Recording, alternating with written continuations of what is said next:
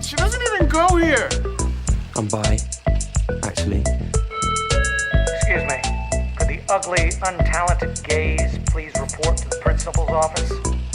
Hi, I'm Kurt Homo, and I'll be auditioning for the role of kicker.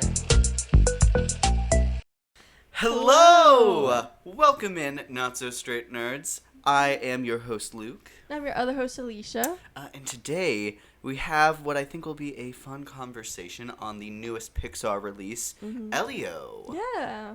I'm excited. I think we have someone new to show you guys. He's running around somewhere. He's behind your foot. He's behind me. We have a new addition, so if you hear any meows or any chaos, that's what's happening. We have a new kitten. Yes. I have a new kitten. You know, it is. But, yeah, we have another assistant manager. We have our main manager, who's taking a little break right now in another room to get used to the cat. And then this is the kitten's room, so you're going to be seeing him for a while. So, He's so cute. Roxy will make her way back. It's okay. She just, needs some time to... She had a crash out. Yeah, and you know what's so valid? When you're, like, an only child and then, like, years later you have a kitten, like, that's valid for a crash out. So... You also might be wondering why I'm wearing this. It's because they didn't have this at our theater the weekend that How to Train Your Dragon came out. Which is crazy. How awesome is this? Yeah. I don't know. It's a little headband of the Viking helmet. Would have loved to have this in the episode for that, but Yeah. What for those can you do? for those who aren't actually seeing, it's a little cardboard, not even cardboard, but this little like paper crown thing with a Viking helmet for How to Train Your Dragon. Yeah. Super cool, super fun, super free. So, yeah. the party came a little late on that one. It's okay. Better late than never, I guess. I agree. So, Elio, there was a lot of, I would think, negative commentary on this movie originally. It also is kind of caught in that conversation about people saying, people who always say that there aren't original films aren't going to see this. Why is that? I think there's a lot of interesting conversations to be had here. How it stands as a film on its own. And then it's kind of how it compares among, the other Pixar films in the lineup. And maybe just with kids and family animation, currently. Yeah. So there's a lot to get into before we get too far into that. Vibe check. Vibe check. What? We've had several, we've had probably a week off. I think. It has been a hot second since we've recorded some stuff, and we've Long actually time. watched a lot of stuff between now and the time that we filmed our last episode. 4 episodes to film. So. Good for us, I guess. Yeah, I guess. We're going to catch up eventually. It's been, a long week, so we're getting back into it. Indeed. Yeah, but I'm feeling good. I feel like I'm having allergies today. I don't know why my allergy pill has not kicked in. So excuse if I'm sniffly, or if I look like I'm crying, I'm not. It's allergies. But anyways, yeah. What about you? What about me? I'm doing great. Right now, Cole is back at home grinding through a Marvel Rivals weird mode for me. So we love that. You love to see it. Besides that, it's been a pretty fun week for movies for us. Obviously, we had the 2 new releases this weekend, Elio and 28 Years Later. But then we also got to watch some fun stuff this weekend along with that. Yeah. So you'll hear more about those non-new releases on the recap. But, it's a lot of fun. We got some new posters. For those who aren't watching us on YouTube, we have a Clown in the Cornfield poster, we have the Mission Impossible Final Reckoning poster, and we have a Final Destination Bloodlines poster. So all very fun, all very new. Wanted to flaunt a little bit here today. Exciting. Doesn't exactly fit the mold of Elio, which, we usually do our posters based off what we're filming, but tough. It's just, we got so many new posters. This matches a lot more for what will be our 28 Years Later episode. Yeah. But I didn't want to do multiple load-ups because it takes a lot of time to get those all up there. And they're annoying. Yeah, so valid. Anyways. Anyways, I think we're going to hop straight into our conversation. I do want to once again start with maybe not necessarily just this movie, but how have you kind of felt about Pixar and, their output, I would say, since the pandemic? I think that there's. Can you agree that there's been a little bit of a shift there, at least how it's been perceived? I think so. I want to look at the list since the pandemic because I forget what's Pixar and what's not. Absolutely. So and what's like Disney. So okay, since COVID, well, on March 6th, which is 2020, which is like right before, like 2 weeks or so before COVID. I literally just right told you there. like I went on a date that day. Yeah. And then the next Oh, day, to see lockdown Onward? happened That's for funny. Onward, Pixar's Yeah. Onward. Yeah, and then you had Soul, Luca, and Turning Red, which those were actually 2020, 2021, and 2022. For some reason, I thought they were like closer together, but I guess it's just because time was so weird during COVID that it just feels like they were released all together. I don't think any of them got a theatrical release. No. Because at that point, I mean, theaters were not open. Those three, I don't think ever got into theaters, at least in an official release capacity. Which is such a shame because I love all three, especially Soul and Turning Red. Soul would have been Keep the crazy. Turning Red. Oh, that's a great shirt. Ugh, so good. And then Lightyear, which was, whatever. I thought it was, pretty good. I know a lot of people thought it was really bad. I don't think so. I don't know. I think it's hard when it's like you clearly expect Toy Story, but it's definitely not Toy Story. I can understand how that would upset people, but I just kind of went in not knowing what I was going to get out of it. And not only was one of my favorite characters named Alicia, peep her, she's great. I got a little action figure of her. Literally right after the movie, me and my mom went to Target to find if they had a little action figure of her because she has my name. It's like, that doesn't happen all that often. So, and if, Alicia's in the Fantastic Four movie or a future one, they better make a Funko Pop or something of her because I will buy it. But anyways, I thought it was cute. I thought it was fun. And it made me cry. So typical Pixar movie. Elemental, Inside Out 2, and Elio. I feel like that's actually like kind of That's not a bad banger after lineup, banger, I don't think. almost. Yeah. I think maybe part of it is that it gets tied up a lot in like Disney animation as well. Like Yeah. I think general audiences, unless it's like laid out for them, they wouldn't inherently remember which one goes to Walt Disney and which one goes to Pixar. Let me see if I can find my list on Disney animation. Yeah, I was actually interested in that too. So not a ton. In 2021, there was Raya and the Last Dragon, which I think was another one that was straight to digital. Yeah, and I don't know. I liked parts of it, but I just wasn't a huge fan of it. I even rewatched it at some point, and I was like, yeah, it's still, I don't know. It feels like it is trying to do a lot in that movie. Yeah, I like some ideas there. I like some of the animation, but yeah. Man, actually looking at this lineup, this is a roller coaster because in 2019 there was Frozen 2. Then the next one I have is Raya and the Last Dragon in 2021. Also later in 2021 we had Encanto. Oh my gosh, I believe love it's the animation Encanto. winner that year. And then That would probably be in my top 10 Disney films. fair. Honestly. And then in 2022 we had Strange World. Oh God, talk about bottom 10, which sucks because I actually also I feel like I feel similar about that movie and Raya because I really liked parts of it and I liked some of these characters, but it just like didn't come together for me. And it's just I don't know. shame. I think Strange World is like that's like a bottom of the barrel movie for me. Like that is like a really bad. It's really bad, and it's just so badly like made. It was didn't crazy. we see that one in theaters though? I think we did.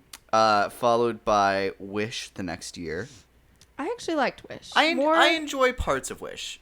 I feel similar to that to the live action Snow White, where I liked it more than most, but I can still accept that it has flaws, and I still acknowledge that. And it's not like 5 stars for me, but it was a fun time.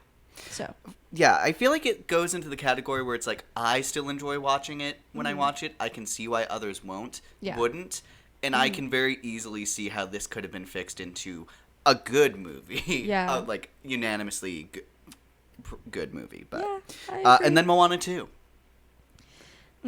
So if we really want to look at the stats here, honestly, I feel like Pixar is still killing it versus Disney is like I don't know. Yeah, so I think that's just an interesting thing to note. And then later, Zootopia is a Disney movie, not Pixar. Correct. Zootopia 2, and that's coming out later this year. Looks really good. We'll see. I'm a little nervous. Let's see, we 'cause don't the other actually know a lot movies- about it. Yeah. I like that we're seeing more places Yeah. and more animals, which is very fun. I think the concept is fun because I heard it's going to be about Nick and Judy helping this snake who stole something. So they were going to like arrest him, but then they found out that he's actually stealing it to clear his name for a bigger crime. Mm-hmm. And then in the trailer you see that like hooded figure with the glowing eyes. I think it's going to be another snake, but we'll see. And that will be very... Oh my gosh, if it's like a family of snakes. Yeah. Oh, that sounds actually really cool. Yeah. I mean, I just think, like, there's a reason they're keeping it hidden, and also glowing eyes gives so much snake. But also, it does seem like it has a little bit of shoulder, so I'd be kind of interested. But it is animation, so it's like, you can't go too hard on, like, it looks like it has shoulders, because could just be, like, you know, a little trick. But What's to say? Toy Story 5, which I didn't like Toy Story 4, but I'm actually really interested in the concept of Toy Story 5. I want to see what they do with it. I'm interested to I'm see like here. if they get Woody back into the fray, because he's definitely off doing his own thing now. Yeah. So how do you have him come back, and then there's also this thing that they're trying to do? That feels like a lot. Yeah, but I do like the concept of iPads taking over the iPad kids. And then apparently there's going to be an Ice Age 6. Interesting. I think Feel that'll like- be the first one that I think Disney officially has made, because that's Blue Sky, which I think got it obtained in says the Fox merger. Yeah, 20th Century, but then now Disney owns that. So, and then I think you say Gato. I want to say I might be too fancy on that. So tell me if I'm being too fancy. But I actually also really liked, because I think the Elemental director is directing that now. It's attached to that, or writing it, or some way heavily attached to it. So that makes me excited on its own. And it's about a cat. So That is what you know, Gato means. yeah, I'm here for it. And then Frozen 3, Coco 2, Incredibles 3. A lot of sequels. Yeah, and I think that takes us We'll see. right into our conversation. Elio, an Yeah, original movie. Original film. I think it's actually interesting to look at how much Pixar has done sequels. Yeah. So it looks like we had the Toy Stories had 4, Incredibles is going up to 3, Cars had 3, and then Disney Animation made a Planes spin-off. Then they did Monsters University, which is also from Monsters Inc. So there's I actually really love that 2 movie. there. Finding Dory, the sequel to Finding Nemo. I don't know. And then Inside Inside Out Out 2. 2, a big one. So they're definitely looking for a third one too. So yeah, it's got some sequels in there, but I feel like it's still having more original films than sequels, unlike Disney. Wouldn't you say? At least recently. I would say even especially recently. It feels like, Because I mean, I don't you know. had It feels like they Onward almost Soul. started with a lot more sequel work than I think Walt Disney did. Yeah. And then it feels like right before the pandemic came out, they were like, okay, we're going to try and push some new stuff. Yeah. And then they kind of were like, okay, cool, that didn't work. Let's go back. Yeah. So It's a shame in that timing. It's just very poor timing because those Yeah. movies were really good. and it's So- like we'll never actually get to see how people felt about it in the box office. So Well, yeah. Well, actually, they did release them last year. All 3, Soul, Luca, and Turning Red. They released them in theaters. Very limited amount, but I was in Orlando at the time, so of course it came there. I mean, like, if it's gonna go anywhere, it's gonna go in the Orlando theater. So I went to see. I saw Soul back home because I think that released like right before I left. I don't think I went to see Luca because I was busy, and that one is my least favorite of the 3, even though I still really like that one. And then Turning Red I saw with my friend, and the theater was so full and people were cracking up. Like, they loved that movie, and I was just like, ugh, I wish this got a box office release because I feel like people would have really liked it. But I don't know, maybe not, because sometimes you have like an Encanto situation where people kind of show up, but then they really show up on streaming. They really, I mean, that like became a phenomenon on streaming. Yeah. So I don't know. I'm hoping this happens to Elio, but also, guys, just like show up. You've had so many cases of like showing up and then being surprised. So like, just go watch it. I don't know. It's such a shame. But, because people say like, well, we're talking about, we want original movies, and it's like, here's an original movie. No, we want one that's good. You haven't seen it. You can't say that. You can't sit here.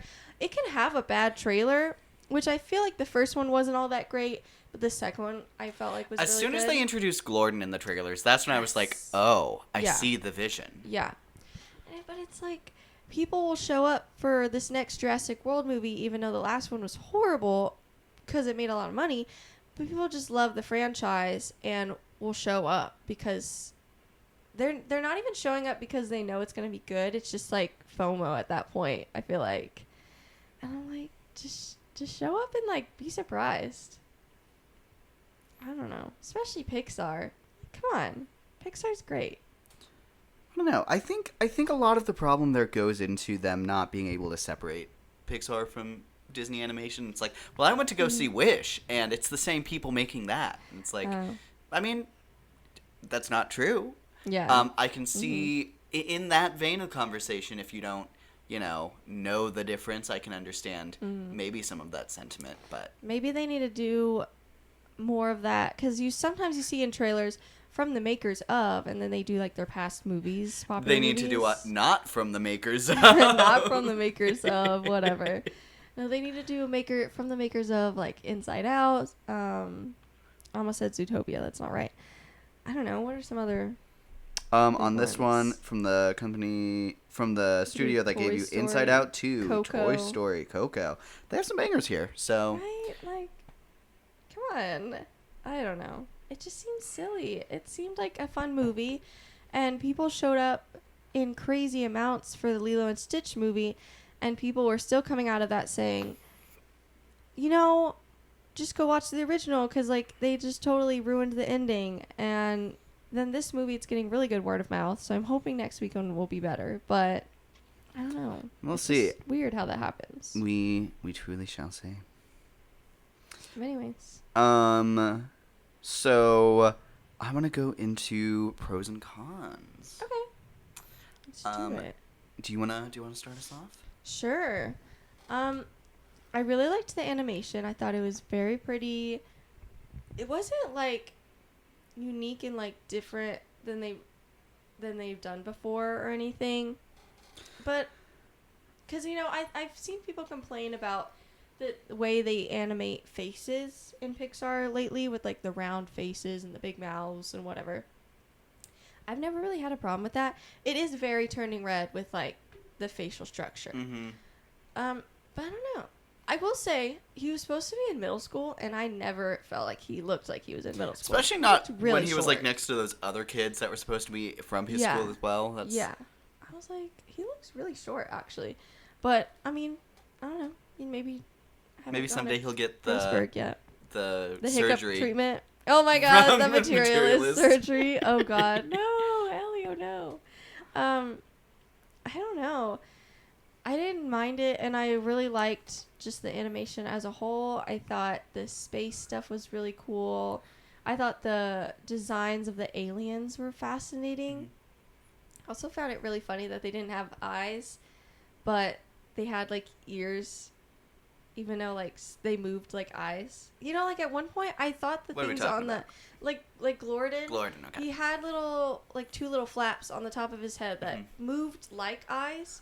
But then at one point, Elio grabbed one and whispered into it like it was an ear. And I was like, what's happening right now? Because he had flaps on the side, too. So I thought those are his ears. I don't know. But I thought it was really cool. I think the alien design was really fun. I liked how each of them had their own, like... I liked the designs of a lot of them. Mm-hmm. I liked whenever, like, they brought in one of the quirks that, like, oh, this one's telepathic. Mm-hmm. This one... With, like, the little antennas. Mm-hmm. That was really cool. That was such a pretty design for that alien. I also really liked, in the background, there's those ones that, like, talk from, like, plopping Yes, the the orbs green out of its head. slime. And like yeah. that's how it talked. And I was like, that's Bloop, so bloop, bloop, cool. bloop, bloop, That's bloop. such a cool idea. Mhm. I agree. And then, you Yeah. can still understand it because you have the thing on, but Yeah. oh. Very, very fun. And then I really like the design of the Glorden and his race, and then how they are so different whenever they get into their like mech uniform. Yeah. And like it gives them eyes and it gives them arms and these That's giant legs. I think that's crazy. such And they're oh, like that's so cool. robots. Yeah. Very, very cool. Anyways, Other pros? let's see. I really liked Elio. I thought he was a very cute kid. I thought, it's a kid, and so I can suspend some belief of like, you're rejecting a world you've never even given a chance, because not only do they address that he hasn't given Well, that's it a the whole, chance. and that's like the whole point of the movie. The whole point.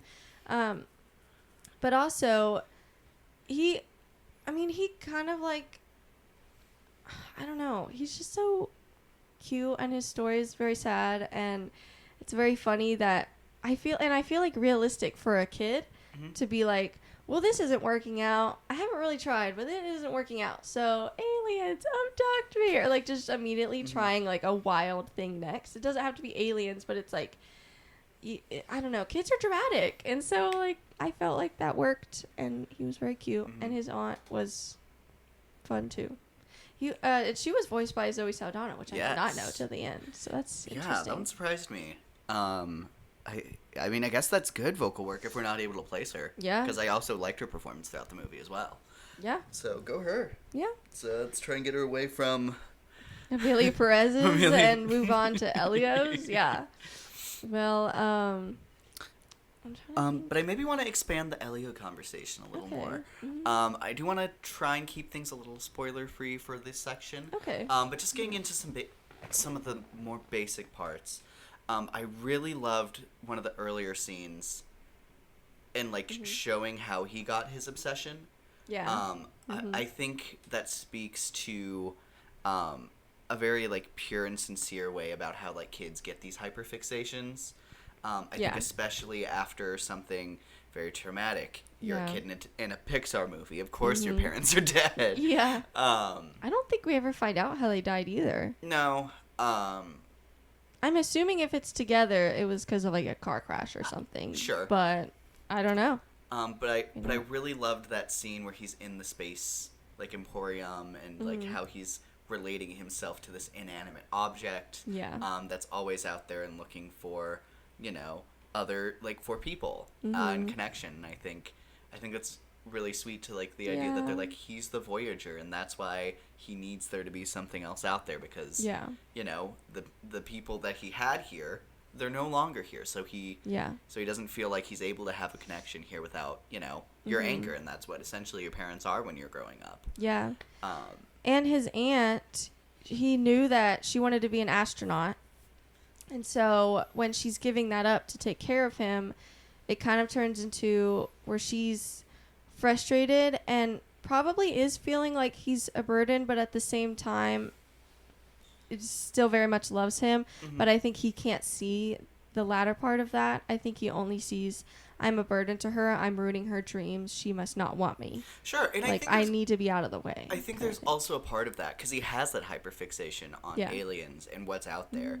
And here he is just from the circumstance of her loving him and wanting to give him that home, that she's not able to go for this opportunity that, he would love to take. Yeah. And they don't even make a whole point of that, but I think that's a really cool piece of subtext. Yeah. Which, and that's why he feels that way, because he would love that opportunity. And here he is being the reason that someone who's taking care of him can't do.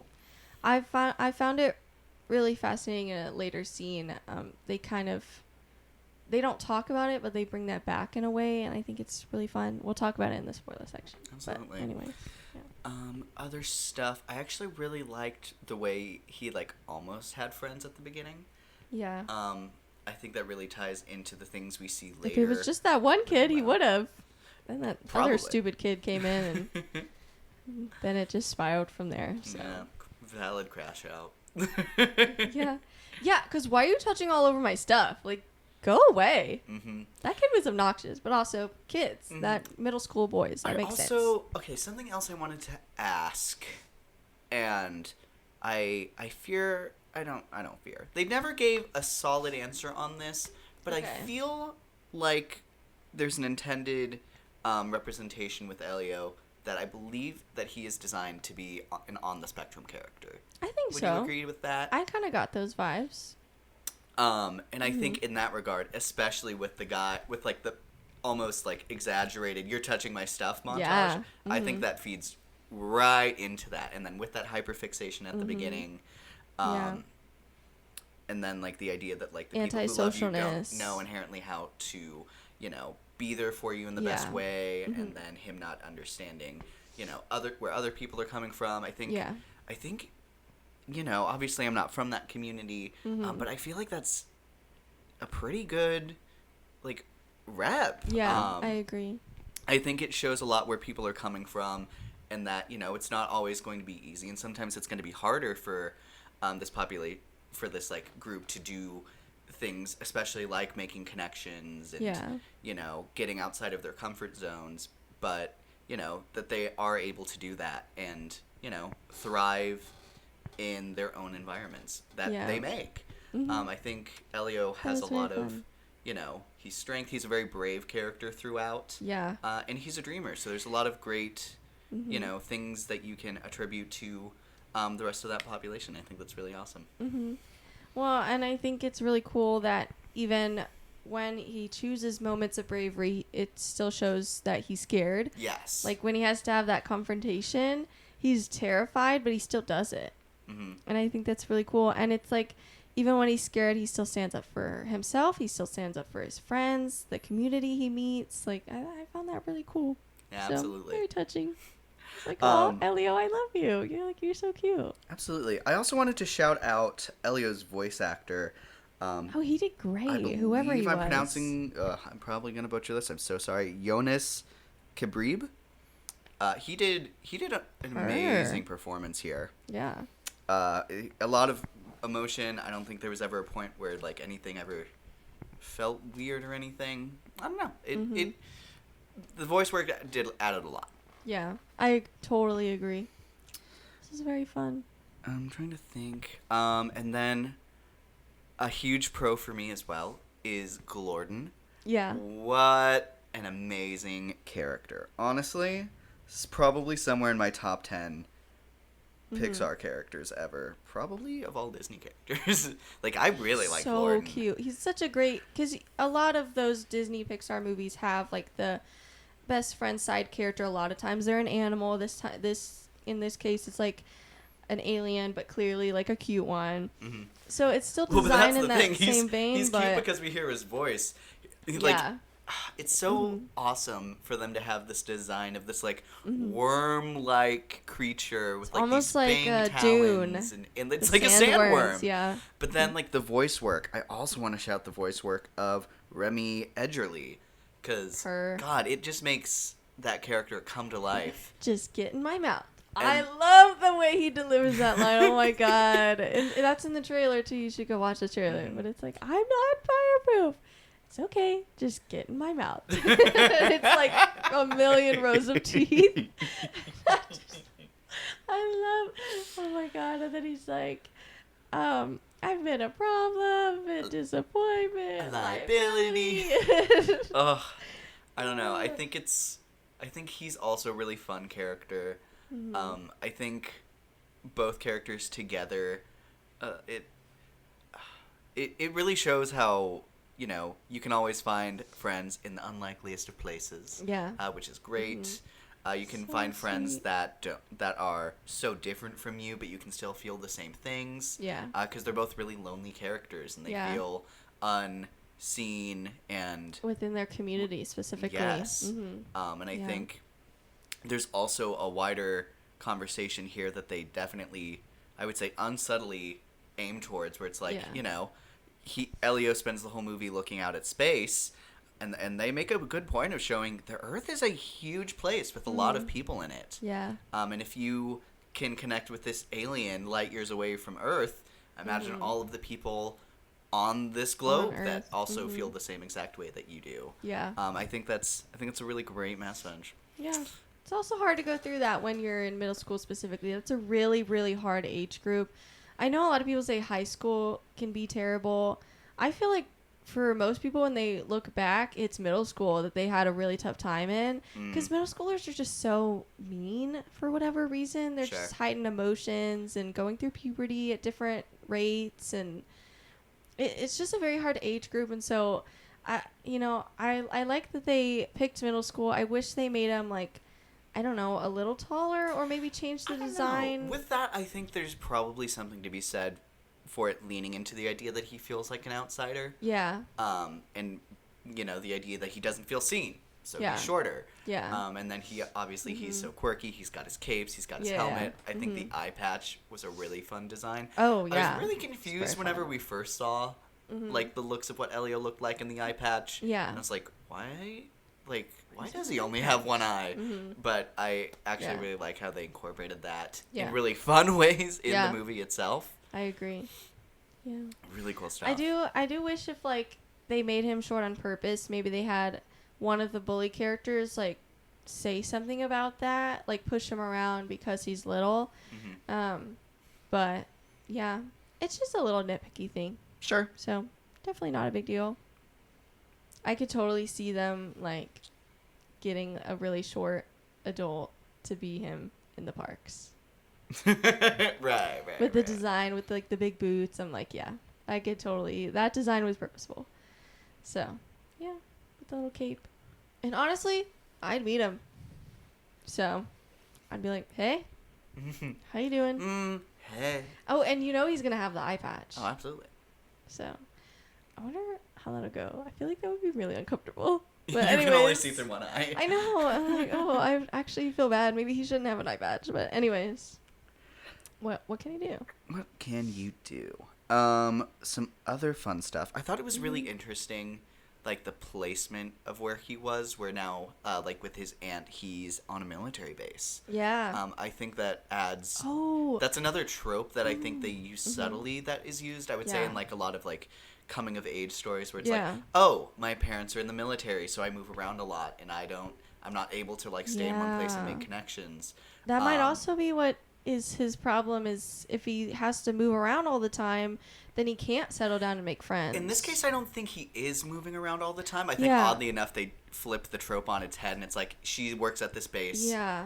And, like, this is where he, like, stays. Like, this is just his new place. Yeah. But I think it also adds into that idea that, like, the military is very uniform. It's very rigid and kind of expectations. And then here's Elio, a very out there, a very atypical child. He's just a little guy. He's truly just a little guy. Yeah. Who can't be tamed, which is beautiful. Yeah. And it's a lot. I think, everyone knows people who are, have so much personality that sometimes, not every situation is fit for so much personality. And so especially whenever you're supposed to be, like, in charge of that or taking care of or responsible for that, I think, there is a lot of pressure there to make sure that... especially when you, like, didn't want kids, like, didn't plan on having kids. So, that's a lot.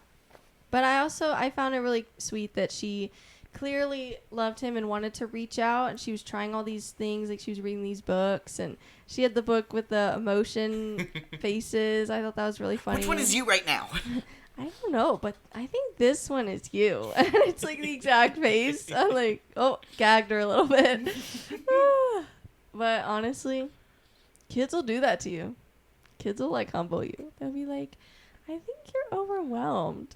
When they're the reason you're overwhelmed. This guy's got like, feminine hips. They'll, like, trash a room and they'll be like, I think you're upset. And I'm like, good observation. I think you're still depressed about this conversation you had 10 years ago. It's like, oh my God. Kids will get you. Like, they're very good at observation, for sure. It's very funny. Ooh, actually, I completely forgot about Win or Lose that came out on Disney Plus this year. Yeah. This gives some similar vibes to that. I enjoyed that a bit more than I thought I would. But I also feel like the animation is also very resemblance of that. So. And then we talked about the alien designs. I think Glorden is my favorite. Would you say Glorden is your favorite? Ooh, actually, since you picked Glorden, I'm gonna pick another one. I'm gonna Okay. pick the pink one with the little antennas because she's telepathic. I Voiced loved her. by Titania. Oh, her. Yeah, I was From very surprised to She-Hulk. find out that she Okay, did that. Yeah. Very fun. Jamila Jamil. And she ate that. Yeah. I liked, as far as voices go, not design of alien, but voices. The short one, I think he had glasses on. He was like, yeah. I loved his. I thought it was really funny. Earth. I loved his work. Yeah. His voice work was really fun. Yeah, I agree. I think it was really funny that he was like the main one, but he was so little. So Which I think little. also, I think that also ties into how Elio feels. Yeah. Seeing someone so much shorter than everyone else, but still like, not only having a place, but being Charge of some things. like a leader of Yeah. it. Very fun. Very fun. I also appreciate, because I feel like sometimes when you get into these alien worlds, they can kind of cheat with how you're going to communicate, how are you going to get along, like how you're going to understand the world and breathe their air and blah, blah, blah. I appreciate that they made it a point to say, like, this is basically a utopia. Like, everyone, it's not just you, it's like everyone would love to live here. Because it's perfect. Can we also talk about what a perfect name the Communiverse is? I do That's like that name. amazing. Yeah, I agree. Yeah. But like the little button to translate and Yes. do all the things, I didn't feel like that was cheating. I felt like, yeah, Utopia would probably have something that cool. So, yeah. Absolutely. There's some awesome stuff there. How do we feel? Because I feel like we've talked a lot about the early movie before the main action all happens. Yeah. How do you feel about the Communiverse and whenever we get to this huge alien world? I think it's really cool. It's very fun to explore. Part of me was like, what's the sinister thing that's going to happen here? Is it like within this community? I actually appreciated that it wasn't, because I feel like that's also becoming a little bit of a trope of like, it's perfect, but is it? But it was perfect. And that was, never in question. The sinister thing came from the bad guys, a separate community. So, yeah. But even within that, they all had layers, which I thought was very interesting. I don't know. I think there's also something to be said that, like, he wasn't a part of them, but he was still trying to be a part of them. And the main bad guy, Lord Grygon, he was trying to join them. What a name. And he was a competitor in, like, literally the same exact place that Elio came in on. Yeah. I think, and then he ends up going over there and being like, so they don't vibe with you. And you know what? You deserve someone who vibes with you. Yeah. Why don't, instead of wasting all of this energy trying to make this work, you go and find something that's easier and more He's gentle rewarding? parenting the bad guy. Well, but I think it's almost, it's like saying some stuff that he also needs to be hearing. Yeah. And it's that perfect trope where it's like, yep, notice how you're saying the advice you need to hear right now? Yeah. Silly. Silly. Super loved it. Loved the technology. I thought the disc was really fun. I thought the liquid computer was also very fun. Yeah. What are the user manual of the universe? Yeah, the that was infinity. super cool. It was like the infinite spiral. Yeah, and during the credits when they used that, looked very cool every time it was on screen. So Yeah. it was so that was giving soul to me. That was Yes, giving like it those does things in give soul. some soul vibes. Yeah, that's such a compliment. So Yeah, I also the visuals of the movie, because we talked a lot about the design, and I think all the designs look really cool. I really love like the difference in the lighting between Earth, which feels it's very tame, very kind of muted, and then he goes into the space thing where he gets his hyperfixation, and it's beautiful colors, adding to that like mesmerizing feel that he has for the concept that he gets obsessed with. yeah, And then things get very tame, but not like, dull, I would say. Things get dark, but they're not dull. I feel like the lighting is all very visually interesting, and the colors. I agree. Anytime it was And then it nighttime, goes- I really liked how it looked. And then, he gets taken to the Communiverse, and then it's this like almost like carnival of colors and lights. So pretty. And then they do something else interesting with lighting that I was like, oh my god, I love that I see this. It's a little spoilery, so we'll talk about that later. But and then whenever he's on the Grygon ship, I love the use of like the reds and the darks and like the harsh reds with like the very like into some dark blacks. Yes. Like, ooh, very intentional, very powerful. Very cool stuff. Very cool. Let's see. How do we feel, not getting too spoilery, but with how the ending is? I would say, like, third act to ending. Okay. Oh. I really liked what they did with Glorden in that storyline. Yes. And then, yeah, it's hard to get into it without the spoilers, because some of my favorite parts are spoilers. Mm-hmm. No, they do some awesome stuff, and it's some very powerful stuff with that finale. Mm-hmm. With Elio and the aunt, and then I can't say it because it's spoilery. Oh my gosh, I have a lot to say. Don't get me wrong. I just am trying to pick my brain for non-spoiler stuff. I don't know. I guess I'll just say I really liked it. We'll talk about it when we get to the spoilers. And yeah, I thought it was very powerful. I can totally see how people would cry from it. So it had me watering up. Yeah, it didn't quite get me, but I mean, I definitely was like moved by it. So yeah, props to them. Yeah, very cool. When the third act starts, which is like, there's a very high tension scene that I'd say kicks off the third act. At first, I was like, oh, so this is what we're doing. But then they kind of did a turn on that, which I really liked, and I was like, okay, cool, worth it. It also and then at times felt very Stranger Things with how they all came together with like the walkie-talkies. I was like, this is so Stranger Things right now. It feels like, especially towards like, I don't know, there's definitely some references to some other like alien and monster stuff. Like I think, I would not be surprised if the Dune sandworms were an inspiration, because people love those things. Yeah. There's a part that's very Terminator. There's a part that like gives me like the Thing vibes. I think obviously the Alien movie is very present here. I'm trying to think if there have been stuff with like translators before. I feel like that can't be completely original. Maybe like Arrival. Oh, there's definitely some Arrival vibes here. I don't know. I love a movie that like has, some love for some of these other things. It's very cool. I agree. Did I say Terminator already? I feel like there's definitely some Terminator there. Yeah, very fun. It's so fun. I think no. You want to move into spoilers? I want to make sure we're not forgetting anything, but I fear yes. We're ready. We're ready. Okay, we're getting into spoilers. Okay, you have been warned. I'm trying to stay still because he's asleep. He's like out right now on my hand. So I'm like, what a champ. Trying not to breathe too much or whatever. Anyways, let's get into spoilers. So spoiler talk. That ending. Oh, so good. My gosh. The thing I wanted to mention that I was talking about earlier with the astronaut stuff is I really liked when Elio and his aunt went into space, and then when they're finally past the debris, they look back and just see Earth.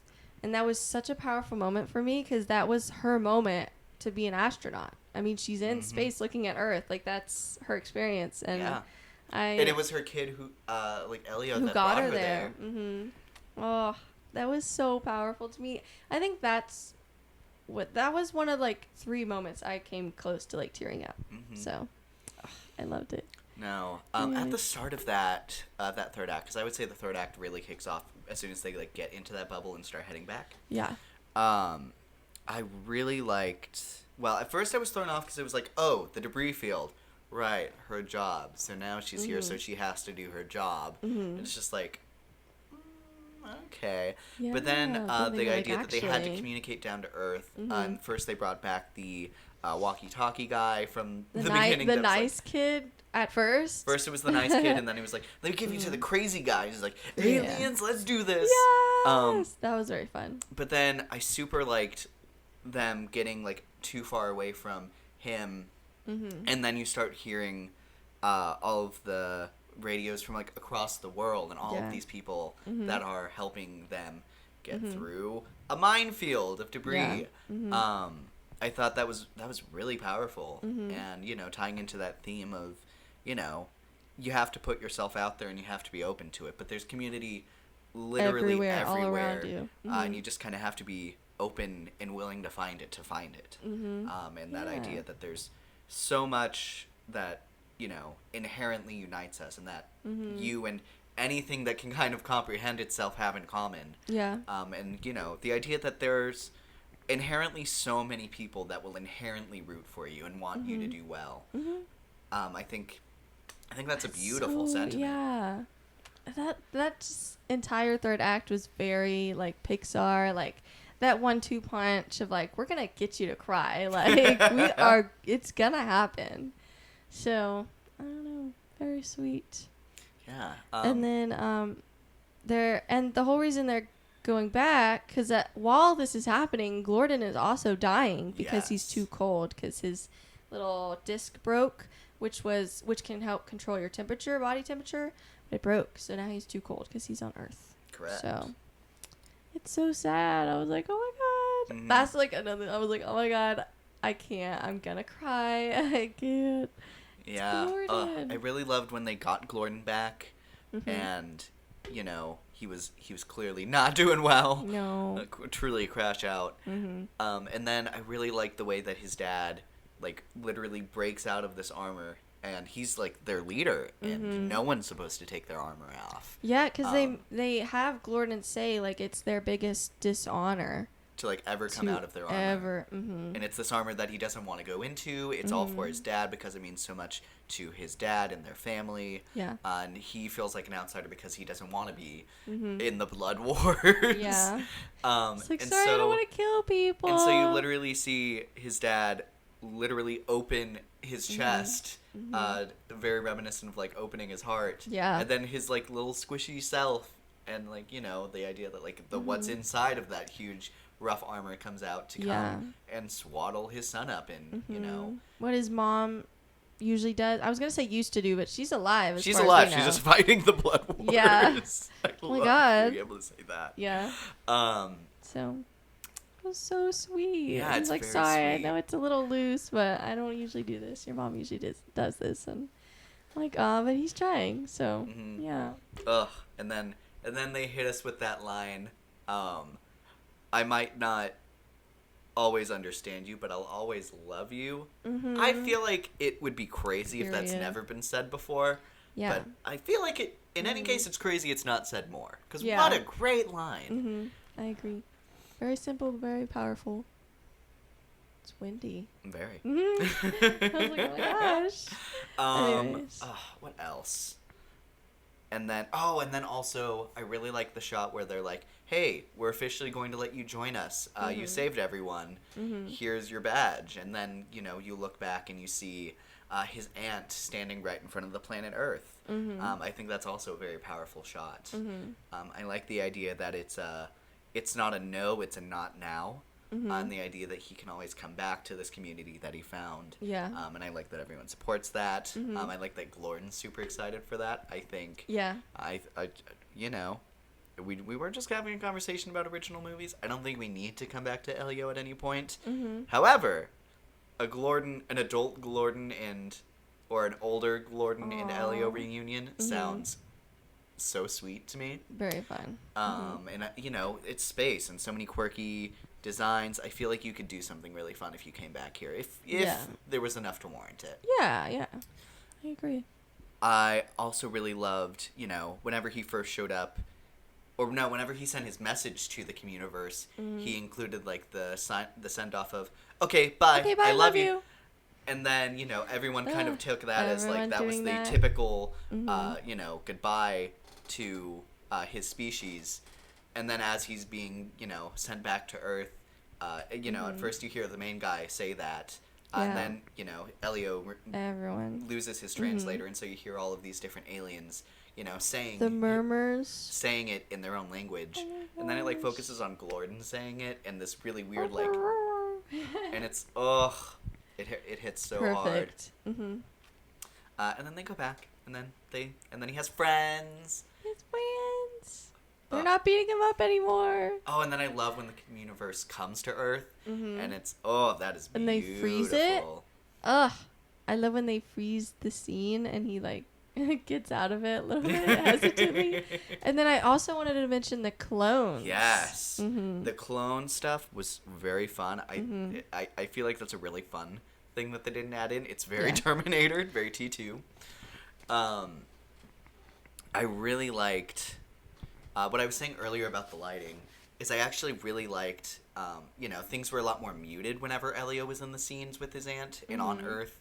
And then whenever he's checking in, it's very warm light in the same Yeah. space, and it's very almost picturesque and it's very like almost montagey. Yeah, like a dream. Yes. Like just. It's very cozy. Yeah. It's But I also really like, because I was a little like, okay, where are they going with this? When they show that scene and she's having a blast with the clone Elio. And I'm like, ooh, not only does that hurt, but also, how are we going to, like, come back from this? And then to show that it was all fake and that, like, from the beginning she was sus of I him. loved her when she went into the squint Yeah. right after he goes to bed. Oh, my goodness. I thought that was so real. And very sweet. I loved the idea that, like, I don't understand you, but I know when you're not you. Yeah. That was a great And I still love you, moment. and I don't want a clone version of you. Like, I want you. So I thought that was very sweet. She's very, like, and then taking with the the eye hair. patch off. Oh, with the hair and then like it going all the way back and then the eye. Oh, that was so fun. So we should talk. Woo! It's like a horror movie. Like, open your eyes. It was giving like Toy Story, the first one with the doll head. Yes, it is giving that. And then whenever the clone runs at the guy, is like, I don't feel so good, and then he starts decomposing, and then he does the Terminator thumbs up. I thought that was a great reference. It was very Super fun. cool. I also really liked it when they did it with Glorden. Yeah. With his clone, and the idea that his dad immediately knew that it wasn't him. Yeah. And he has that line, "A father always knows." Because, again, it's like, I may not understand you, but I know when it's not you. So. And I don't want a not you, so. Yeah, absolutely. There's. He's awake now. He said, give me the microphone. I want to talk. I want to talk about Glorden. Hey. Sorry, what do you have to say for yourself? I'm trying to think. I fear I've said a lot in this episode. It's okay. This is what happens when we don't have everything. This is why we can't have nice things. Indeed, this is what happens when we don't have our outlines done. It's okay. That being said, next Hoppers. The end credit scene. Yes. A great point. Okay, first of all, they have a very end credit scene. I promise you, you're going to be like, they're just not going to show it. Like, oh, it's just not here. Like, the internet lied to me. No, it's there. It You is just have the to wait. last I mean, thing. not only do you have to wait until after the entire credits, which that's long enough, but then it turns to black, and then they do the whole Disney intro again. They do the Pixar intro, and then they finally play it. I mean, it's crazy how long it took to get to there. I actually don't really like that they waited that long. Same. Especially to tease your next movie. No one's going to stay to watch it. So it's like, tease it in the middle of the credits. But whatever. I completely agree. But the next movie Anyways. is Hoppers. Hoppers! Okay, so I oh. have a list for that. Okay. Because I didn't know much about it. I mean, obviously, I'm just excited for whatever they're coming out with. He's ready to play now. So the synopsis I found online was, what if you could talk to animals and understand what they're saying? In Disney and Pixar's all-new feature film Hoppers, scientists have discovered how to hop human consciousness into lifelike robotic animals, allowing people to communicate with animals as animals. The adventure introduces Mabel. Very fun. That's one of their dogs' names, so that's going to be very fun. An animal lover who seizes an opportunity to use the technology, uncovering mysteries within the animal world that are beyond anything she could have imagined. And they show, like, what is it, like a beaver? Yes. Yeah, so she becomes a beaver. A robotic beaver. Yeah. So, I mean, it's definitely weird. But I don't know. I'm here I think for it. I think that relates to a lot of things, and it actually reminds me of a handful of things. It's giving Avatar. I think it's also giving The Wild Robot, which I also really liked. I'm very interested to see how it is. I've heard some stuff from behind the scenes where it's supposed to be very like save the environment-y, and I've also heard that studio executives are trying to be like, make it less about that, which is right. Again, I feel like half the time when movies are bad, it's because of studio involvement. So, I don't know. The director and writer is Daniel Chong, and he's best known for Cartoon Network's television We Bare Bears. Oh. And then he wrote We Bare Bears the movie. Let's see what else I he didn't did. know they had a movie. Those were all the only things that they pointed out. So I guess... Oh, he worked on Toy Story of Terror. So like That some one's fun. kind I of remember short that. films. Interesting. So... Oh, and he cited Wes Anderson as inspiration for the show. So I wonder, like, visual-wise, if he's going to use that as inspiration. That'd be interesting. He also worked as a storyboard artist. Because I was about to say, how did he get into doing this that fast? So he worked as a storyboard artist on Bolt, Cars 2, The Lorax, Freebirds, and Inside Out. So, and you know what? A lot of Some bangers there. A lot of stuff there. Yeah. Not Love free birds. Well, I love Bolt, and I love Inside Out, and I like The Lorax, so. Yeah. Very fun. Very fun. So, anyways. That's a thing. Yeah. How do what we feel? about? That's coming out next March. I March think 6th. I think it sounds good. Like I said, hearing about them being like, let's make it less about saving the environment. It's like, what the heck do you think this Yeah. movie's supposed to be then? I do fear that they would be taking away the heart of the film by doing that. Mm-hmm. Oh, John Hamm. He's done a lot of stuff. I recognize his face. I didn't recognize his name. He's known. He was in the series Mad Men, and then he also voiced Brogan in Shrek Forever After, and Herb Overkill in Minions. Don't know who any of those people are. I know his face though. Oh, he was in $1 Million Arm. Yeah, I know what that is. Interesting. Okay. Oh, Iron Man. What was he in Iron Man? Why do I not remember him? Anyways, it's fine. I'm looking up the cast. Right. Ooh, this website sucks. Anyways, You are doing so good. I'm going to open it in a new tab so I don't have to keep doing that. Anyways, you can go on because this is not going to load. Right. I think we can go ahead and go into our little game we have prepared of this or that Pixar edition. Yeah, let's Kind do of it. seeing where Elio kind of lands for us. I will say, I liked Elio. I fear that it's, with a lot of these films, it's going to be the other film. I don't know why. Because I liked Elio. But I feel like Pixar films are just so... You know what? We never talked about our cons. I mean, I mentioned a nitpicky thing. I don't know if I really have, like, a con. I think... I guess I just wish it went even deeper with its themes. I don't know. I will say, I think a big con for me towards the beginning is how you have this, like... this whole like branch of the military related to like space exploration. It's just like, okay, cool. So none of you believe that alien life could exist? Like, why do you Yeah. think we sent that thing out there in the first place? And Yeah. it's getting a response, and it's just like, you're just whatevering that? Like, what do you do here?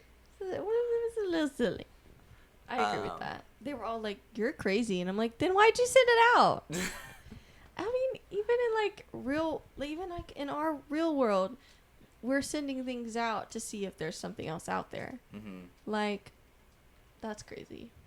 Anyways. And then I think there are points where it gets where the scenes get a little much for me. Like I said, I think there's a lot of intention behind the things that they make be over exaggerated. Yeah. Like I said, I think it does lead into that like overstimulation with him possibly being portrayed as autistic. I actually heard a theory that this movie was inspired by a real kid. He was Okay. somewhere in South America, and he had this dream of being like a big YouTube sensation.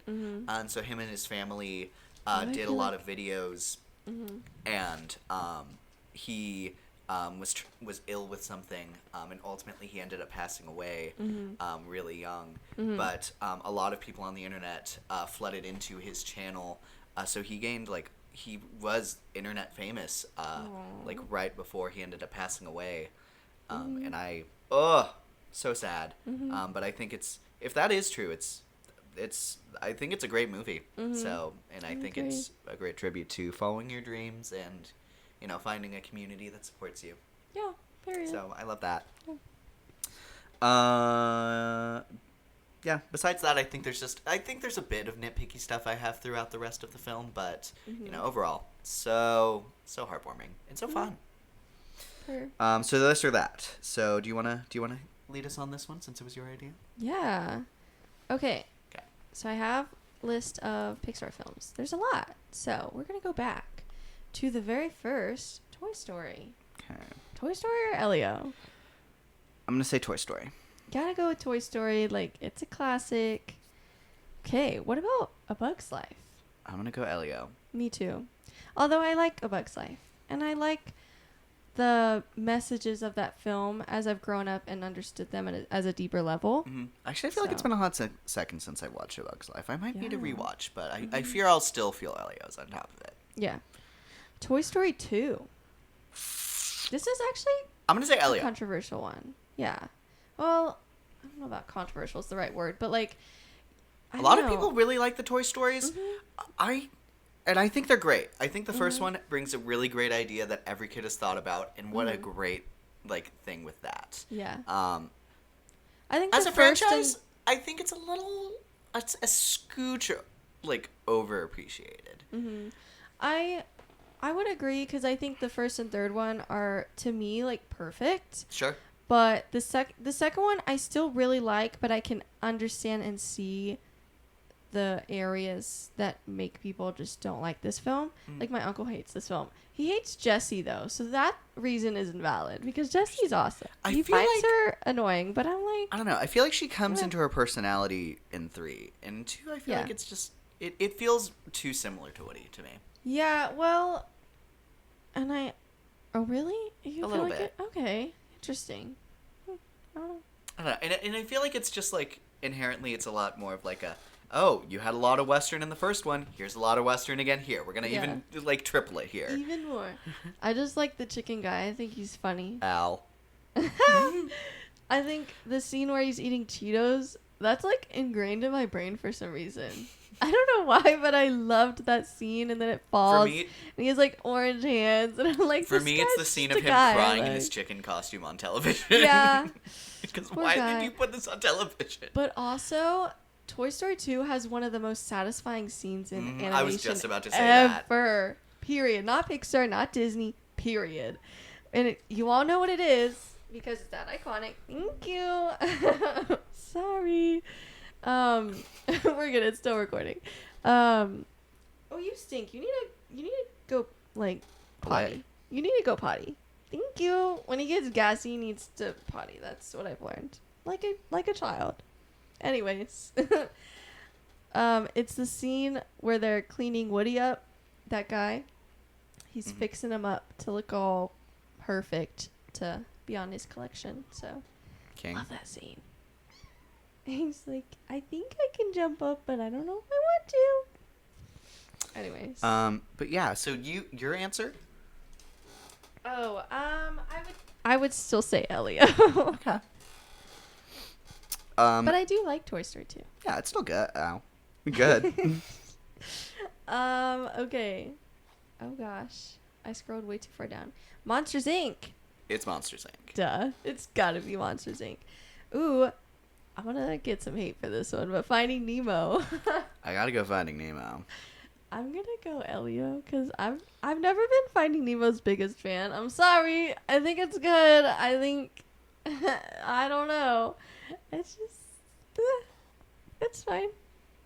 I think I it will has say- really pretty animation. I think it's interesting that I almost think It's very Nemo sad. and Elio are kind of comparable. And I the can idea that see they it. like get taken away to this new environment with Yeah. with a very different group of people. I think will it's very say, as a interesting. kid, that little girl that had the braces and shook Darla! her bag. Oh my god, she was terrifying. Oh, she is terrifying. oh my Where's her at God. Disney Villain Night? Shark doo doo doo, shark doo doo doo. Okay, ooh, The Incredibles. The Incredibles. Duh. It's The I mean, Incredibles. that's like low-key like top 3 Pixar movies. Anyways, Cars. I gave these two the same score. Interesting.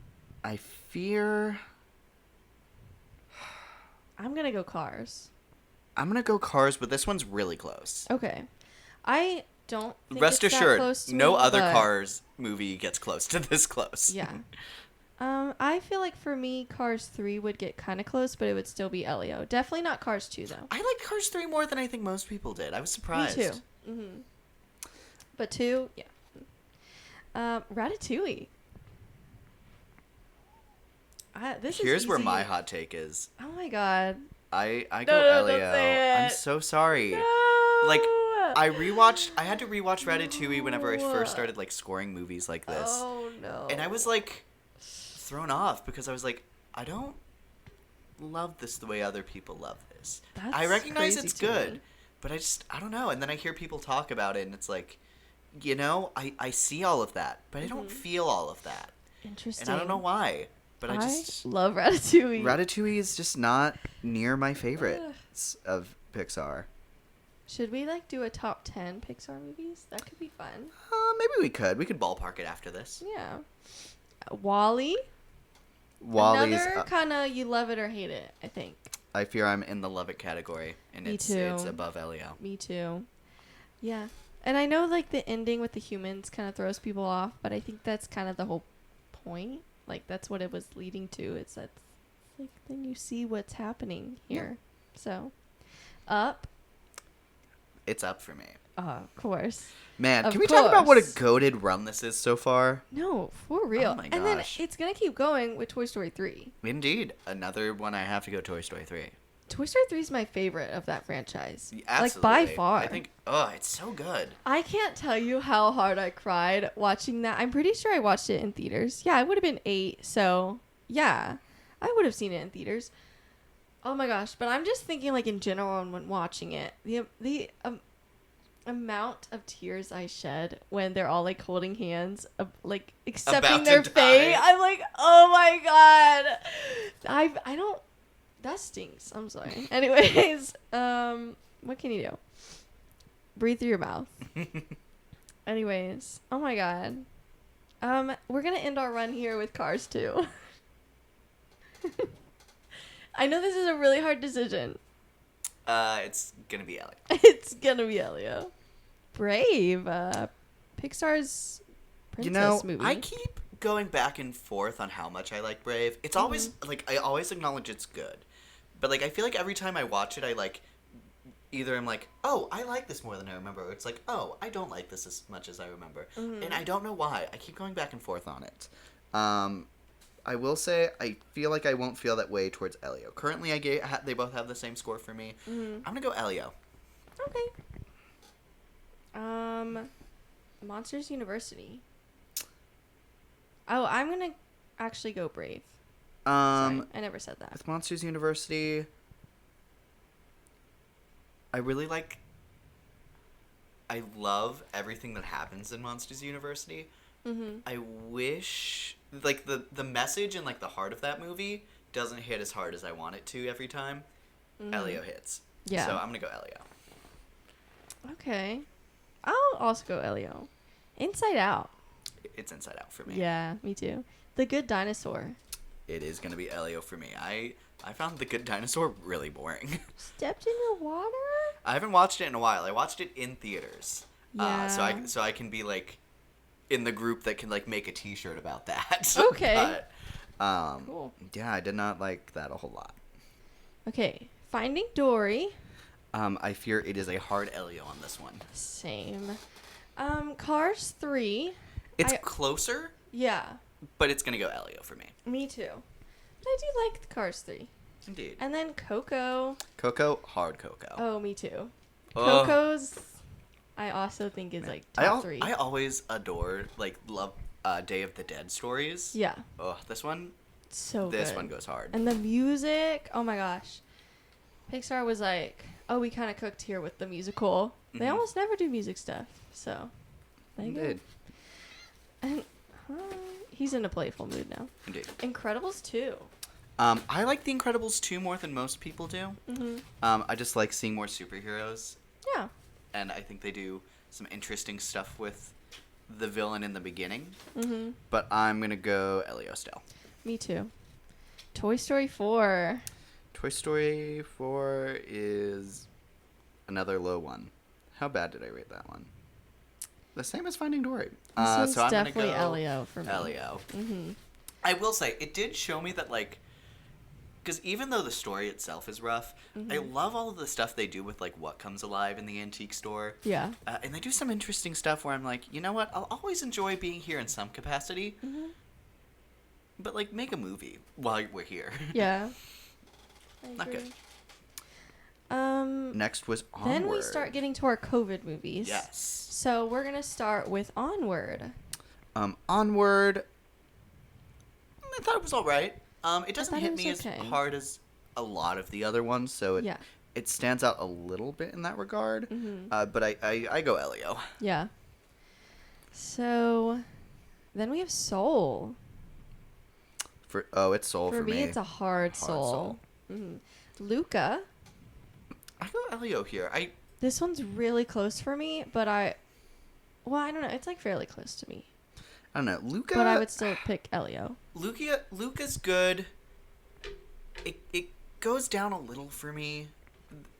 Like it's towards like the bottom mid for me as far as Pixar goes. I don't know. Yeah. It feels like they're trying to capture the aesthetic of some queer stories, but then they just, don't. Yeah. Yeah, it's definitely there, and I wish they had the guts to explore that more. Yeah. But then they didn't, so. Turning Red. Turning This Red. is also a hard Turning Red for me. I love Turning Red. I'm wearing the shirt, so there you go. A lot of Maymays on it. Okay, this one is really close. I'm gonna go Elio. Okay. But it's really I like both of these a lot. Yeah. Then we have Lightyear, which both of us like that more than the average person, probably. Yes. I'm gonna still go Elio. Me too. Then we have Elemental. I'm interested to see where people feel on this one. I'm going to pick Elemental. I'm Elio. Oh. I'm like pretty strongly Elio. I think Okay. Elemental is good. Mm-hmm. I think a sequel that they'll eventually make is going to be a bit better than I feel about this first one. Interesting. I don't know. It feels I like it's really like trying the really first hard one. to be Zootopia I don't know. to me. I feel like the concept gives a lot of Zootopia, but then the themes of the movie are wildly different. So, I don't know. I love like it probably also helps that I watched the documentary about the making of Elemental with the director talking about like it's heavily based on his story and his experience with his culture. Sure. And it's so sweet. I feel like that helps add a lot to it. But yeah. Then we have Inside Out 2. I'm going to go Inside Out too. Me I fear too. Anxiety is just too much of an icon. Yeah. And then we're back to Elio. Elio or Elio? Elio or Elio? I think maybe Elio. Let me rank them by my scores and see what my top 10 would look like. I don't have that, so I'm just gonna go for it. 1, 2, 3, 4, 5, 6, 7, 8, 9, 10. Let's And you know what? just- I have a clear list. Okay. Okay. Elio does not make that list. Okay. Go for it. Just go 10 to 1. So 1, 2, 3, 4. My first 4 I gave 10 out of 10s. Mhm. And that is Monster. Ooh, I would say The Incredibles is my favorite. Mhm. Then I would go Incredibles, Monsters Inc., Toy Story 3, Wall-E. Mm-hmm. Then Finding Nemo, Inside Out, Soul, Coco, Up, Inside Out 2. Okay. So I don't have an order right now, so I'm just going to kind of see if I can pick 10. Mm-hmm. So, okay. Definitely Monsters, Inc. and Incredibles. Those Good are picks, definitely good going to be picks. 2. For me, I'm going to put Ratatouille and Wall-E and Up. So there's 5. Toy Story 3.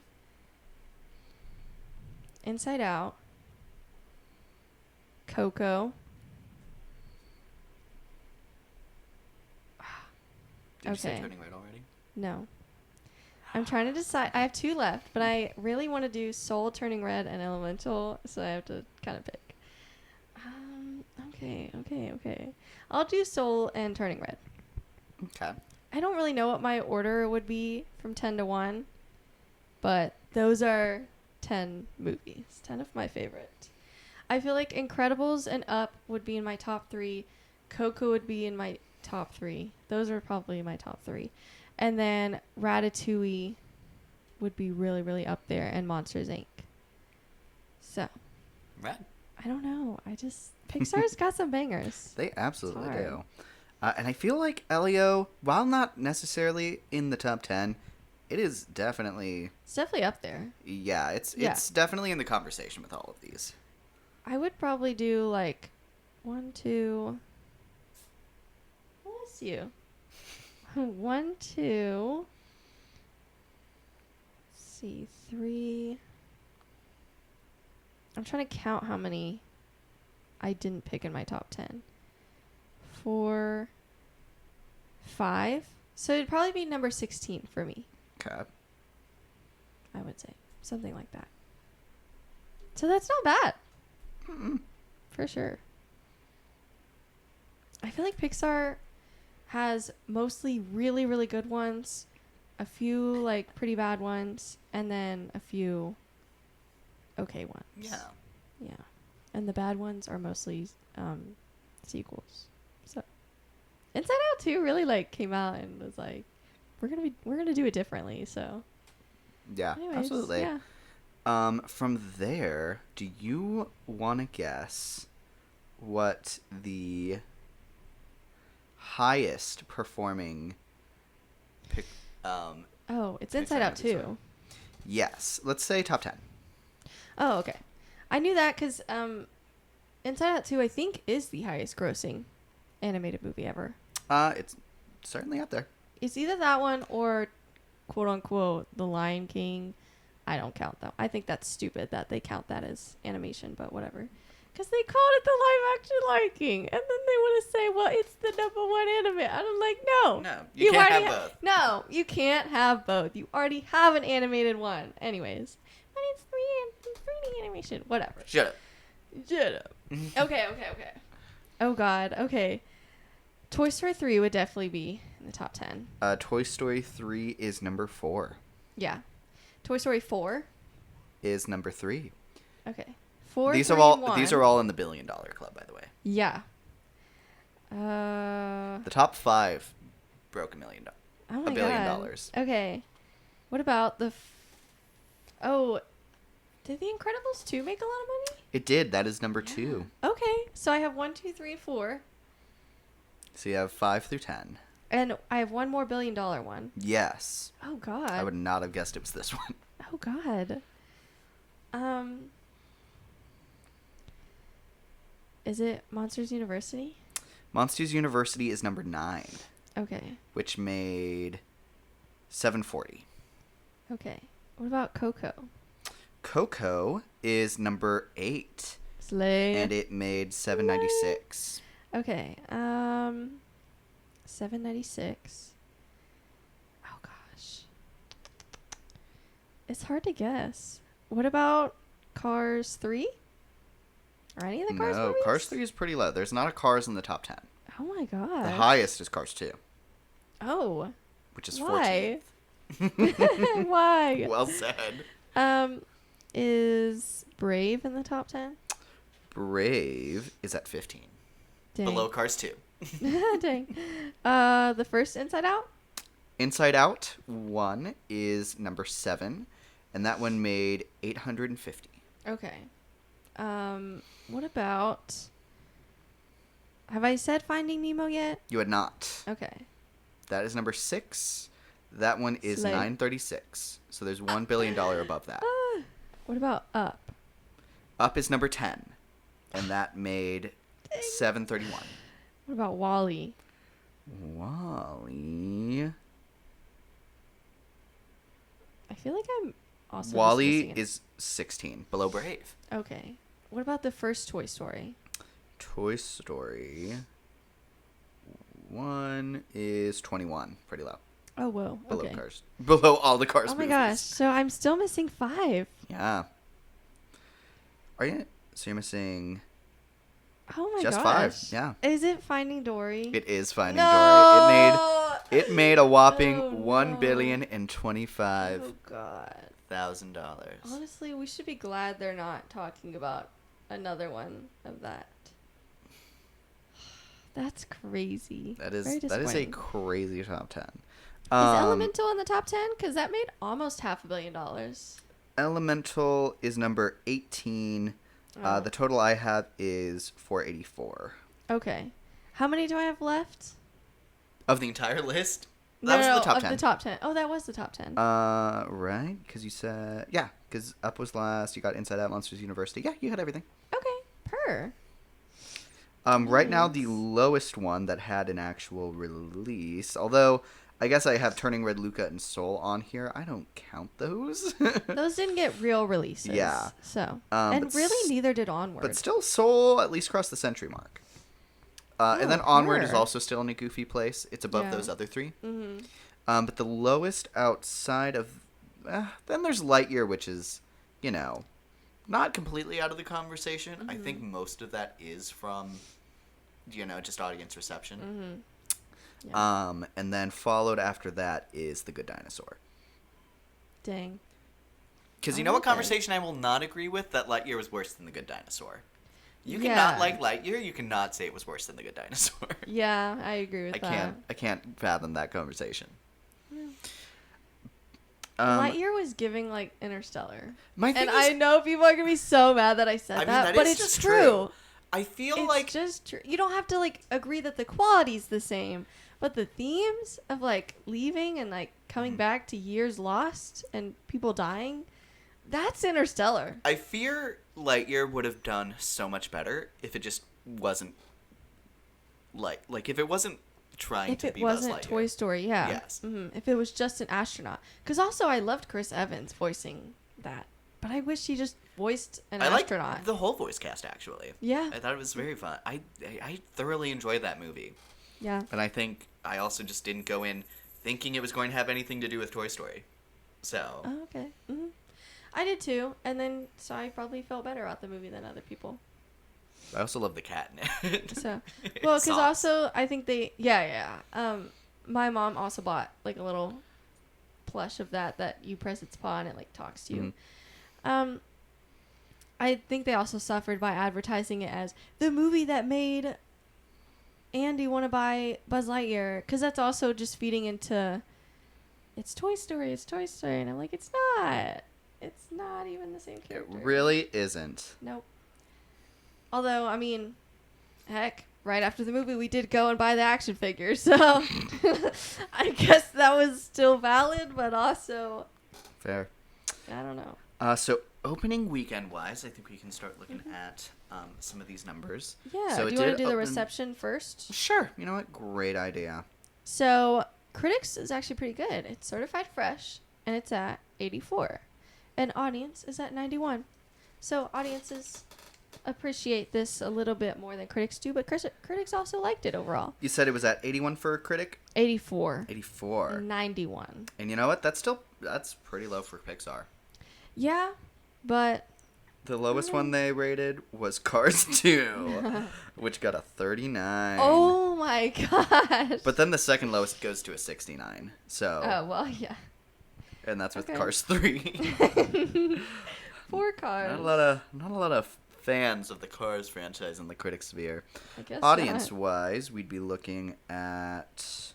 You said it was 91? 91. That's in the top 10 of of audience scores. That's like 6. I think like right below Elemental. Period. And then the cinema score was an A, which is really good for this movie. And I hope it means, with that and word of mouth, I hope people will start going to see it. I agree. There's a lot of A's. I hope it has the legs that Elemental has. Pixar has never gotten anything lower than an A-. Okay. But that's above an A-. It's an A. It is above an so A-. There you go. So it was... Whoa. Hold on. What are these movies? You stop that. So that is... I think... Oh, tell me The Good Dinosaur did not get an A. Why did The Good Dinosaur get an A? I feel like that was when we were looking at the cinema Onward, scores Soul, for Final Destination. Lightyear, and Cars 2. Like the Final Destination ones? Those cinema scores are those are crazy for that franchise. Anyways. But a good amount of A-pluses as well. Pixar does some great work. Yeah. IMDb score is 7.1 and Metacritic is 66. I have IMDb. Where does that rank? Say it one more time. 7.1. 7.1. That is on the lower side. It is at the same score as... I was thinking... Brave. Okay. Yeah, I was thinking that was pretty low compared to the critics score, but... And that does also beat Elemental, which I think is actually going to be very comparable. I think so too. We've theorized that we think the legs on Elio is going to be really good because, like Elemental, I think it's going to have great word of mouth. Word of mouth. So I don't think that means it's going to get nearly close to profitable. But I think that means it's not going to be... Well, even Elemental, it did not... We usually go by like 2.5 times its production budget, and it got 2.4 times the production budget. Yes. Even with the legs. So I think we're looking at maybe a little lower than that. Yeah. Maybe To be like fair, twice as Elemental much. was more expensive by $50 million. That is true. That is very true. So... Oh, that's a good point. So so maybe we it will shall get see. 2.5. Maybe. Either way, I think it'll be a long stretch because Elemental went a long time, but also I think Elemental came out at a point where, like, legs work really well, like closer to the end of the year. Yeah, this one is pretty I crowded. fear Elio is in a horrible place. Yeah. Yeah. And also I think it's a shame. I will say for as much as I complain about people being hypocritical saying they want original movies and then not showing up for it, I do feel like the advertising was pretty bad for this movie, especially when you look at what they did for Lilo and Stitch. I mean, this is like nothing. They just put the trailers in movie theaters and that's it. So I do think some of the responsibility falls on the studio not believing in the film and not advertising it and then saying, well, see, this is why we don't make original movies. I'm like, yeah, but you didn't advertise it. So And the movie itself is a great reason to make original movies. Yeah. So crazy. So, So, tying that the into... budget was $150 million also. I didn't know if that was said. Yes. So and Elemental was $200 million. So its opening weekend domestically came out at $21 million, which is the lowest. Is the lowest of anything that was well, any Pixar film actually, period, I think. Somebody said. From what I'm seeing, what am I seeing? Nope, I'm looking at budget. Oh. Actually, I'm seeing, and my source might be messing it up a little, but I'm seeing Toy Story 2 and A Bug's Life being lower than that. Also lower. Interesting. I don't know how true that is. Maybe they were saying like adjusted for inflation. Maybe. But to be fair, I don't know how true these scores are because A Bug's Life and Toy Story are the bottom, and that's looking at the source that we use says 30,000 and 291,000. Oh, interesting. I feel like that's. But that was also before it was picked up by, or at least really close to when it was picked up by Disney. I don't know. But either way, not a great place to be. No. And then worldwide with international, it's a total of 35 million opening. So, yeah, not great.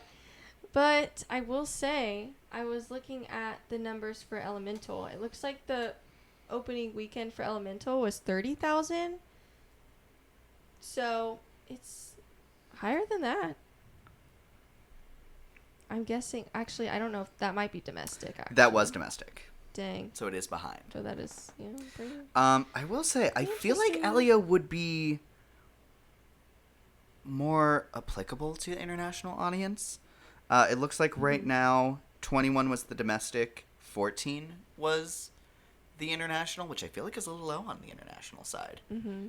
I I do think that's a shame.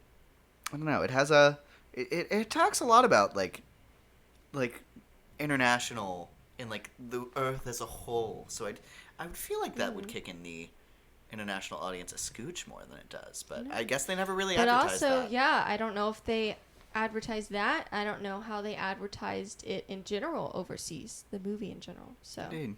I don't know. I don't know. So ultimately, we're looking at 35 for its first weekend, 35 million, which Not great. even of the movies that got those small releases, that only has it beating out the total gross for Turning Red. Yeah. That's So, crazy. where do you think Elio is gonna end up landing? Elemental ended up at 484 million worldwide. But I feel like that came out when it wasn't as crowded, I want to say. Mm-hmm. I wonder if it I don't know when it released, actually. I don't know if it has that thing. But anyways. And I feel like, just a feeling, I feel like the legs are not going to be as strong as Elemental. I think mainly because it's so crowded. But also we're just in a weird time. Indeed. So, I don't know. I'm going to say a whole 100,000 less. I'm going to say 380 million. Dang, you're very hopeful, I think. Oh, okay. And I adore this movie. Mm-hmm. I worry of it crossing the century mark. Really? Maybe not the century mark, but I fear it getting a lot higher than that. Interesting. Because especially That's right worldwide? now. Worldwide? Because I think the international It's numbers already a aren't third showing the way great. there. Well, but you do a lot of your money in the first weekend. It really sets pace. Sometimes. Not for Elemental, though. But that was closer in the fall. I don't think summer movies typically do that. I'm gonna guess just above. Oh, I switched ours. I'm gonna guess 110. okay.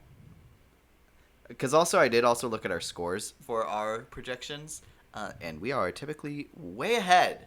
God damn it. Anyways.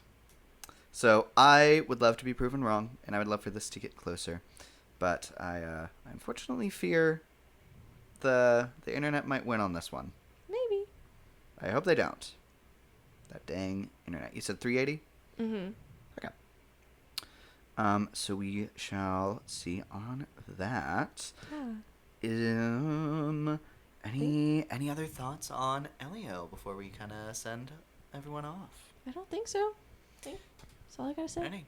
I think it's warrant saying we recommend seeing this movie. Mm-hmm. I think Yeah. it was a lot of fun to see. Go it in actually theaters. support, especially if you saw How to Train Your Dragon and or Lilo and Stitch. Like, please see Elio.